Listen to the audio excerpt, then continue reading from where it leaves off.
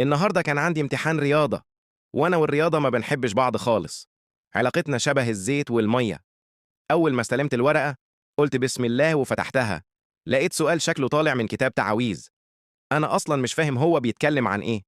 عدى 5 دقايق وورقتي بيضا كأنها لسه طالعة من الطبعة. بصيت لصاحبي اللي جنبي وقلت له غششني أي حاجة بالله عليك. قال لي المؤمن اللي هيعمل لايك واشتراك ويصلي على النبي. أنا خلصت. قلت له إيه ده بجد؟ رد قال خلصت الاسم ورقم الجلوس. ضربته على قفاه ورجعته للورقة. عدى نص ساعة وأنا ببص حواليا، المنظر بقى مأساوي. واحد نايم، واحد بيلعب مع اللي جنبه، وورق الناس فاضي كأننا في مسابقة أنضف ورقة.